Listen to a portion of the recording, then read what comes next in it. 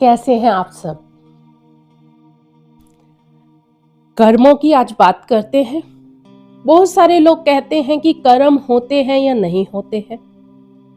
अगर होते हैं तो उन कर्मों की क्या सजा मिलती है और ये सजा हमें देता कौन है। तो गुरु नानक देव जी ने एक पौड़ी के जरिए हमें समझाया है। आपने फरमाया है, नानक जी उपाय के लिख नावे धर्म बहालिया।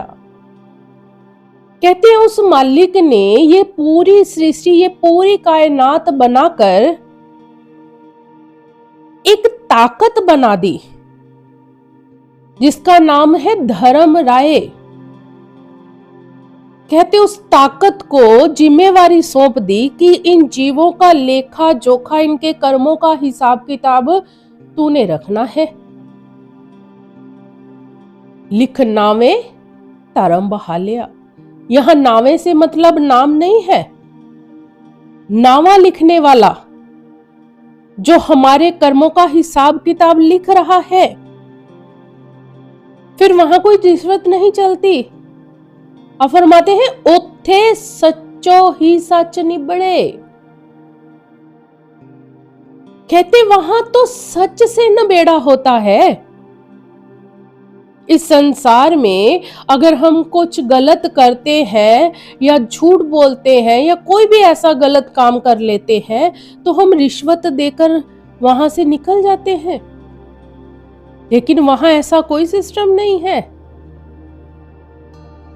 वहां तो सच्चे सच निबड़े। वो सच्चे के दरबार में सच के जरिए ही वहां न्याय होता है।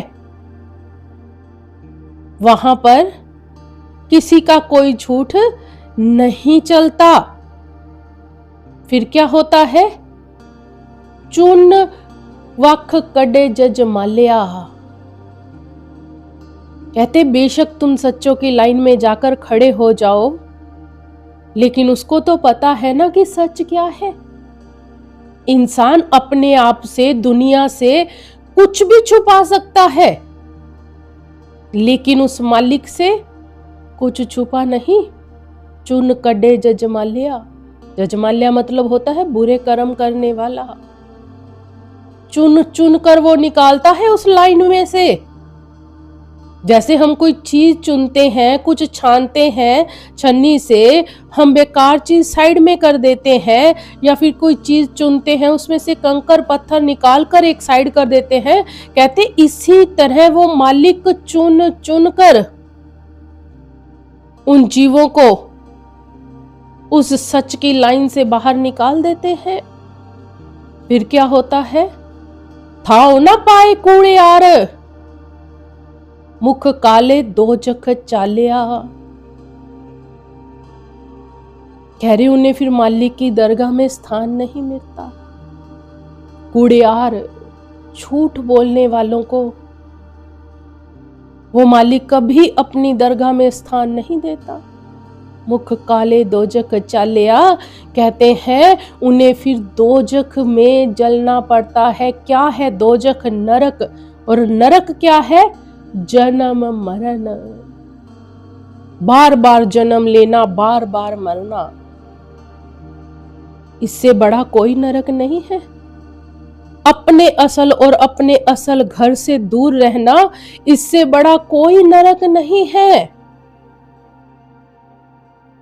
कूड़ियार, झूठ बोलने वाले, वहां पर कोई दलील नहीं चलती। आप कहो जी मेरे सीनियर ने कहा था इसलिए मुझे झूठ बोलना पड़ा, इसलिए मुझे ठगी मारनी पड़ी। नहीं।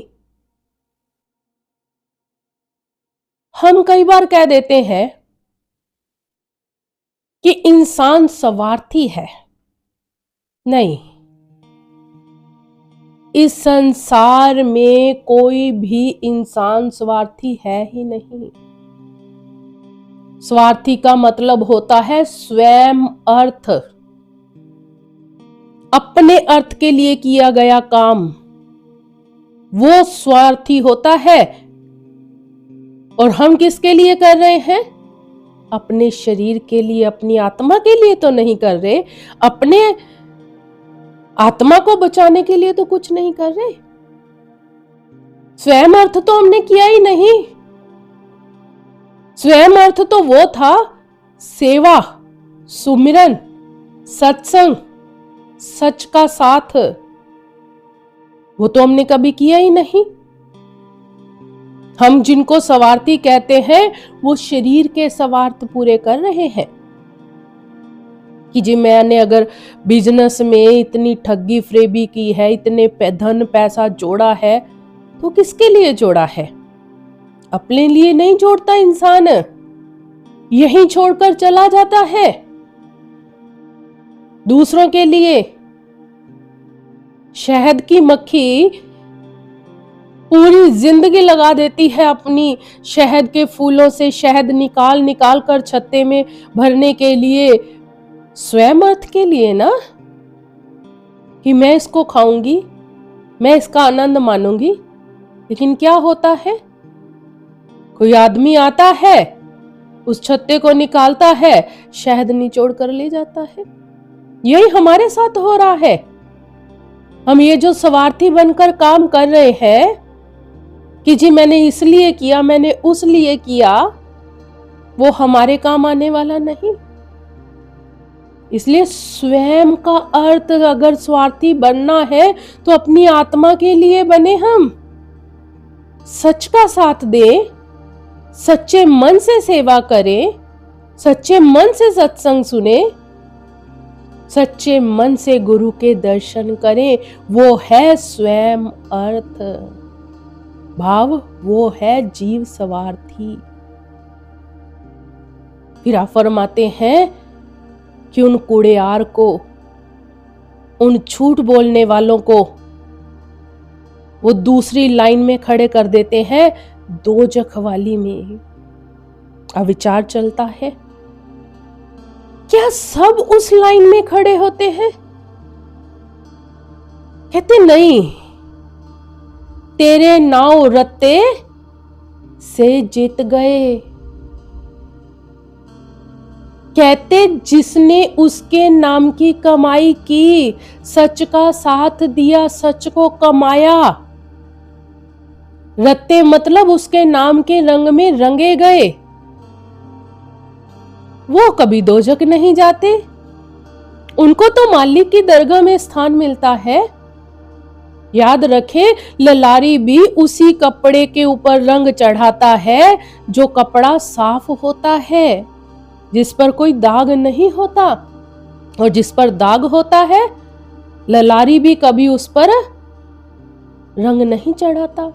आप फरमाते हैं आगे, हार गए जिन्ना ठग गया।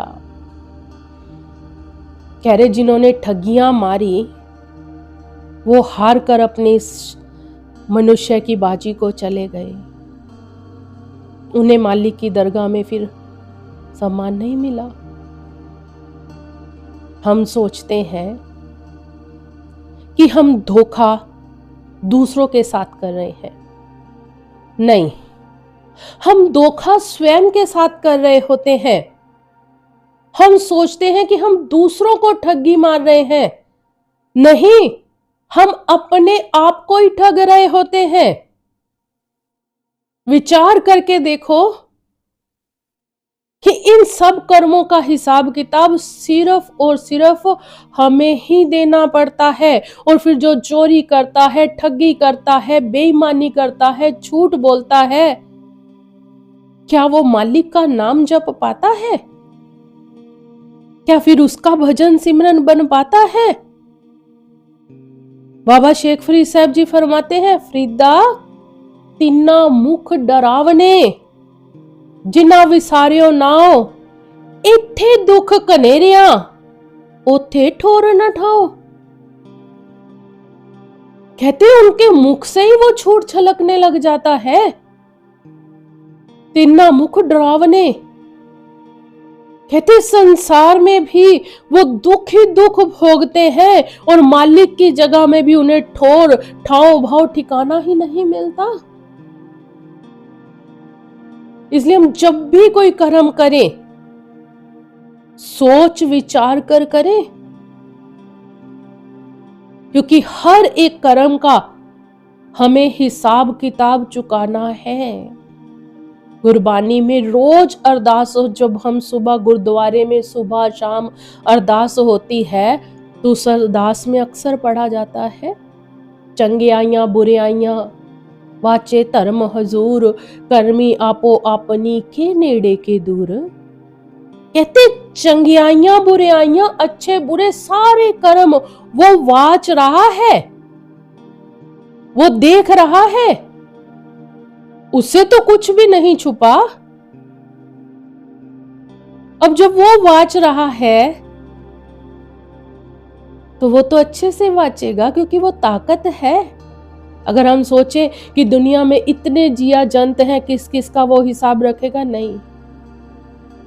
अगर वो हर जीव को खाने के लिए खाना, रहने के लिए घर, सांस, पानी, हवा, धूप दे रहा है तो वो कर्मों का हिसाब भी रख रहा है बड़े अच्छे से। इसलिए किसी गलत फहमी में ना रहें, अच्छे कर्म करें, बन जाए स्वार्थी, स्वयं अर्थ करके तो देखें।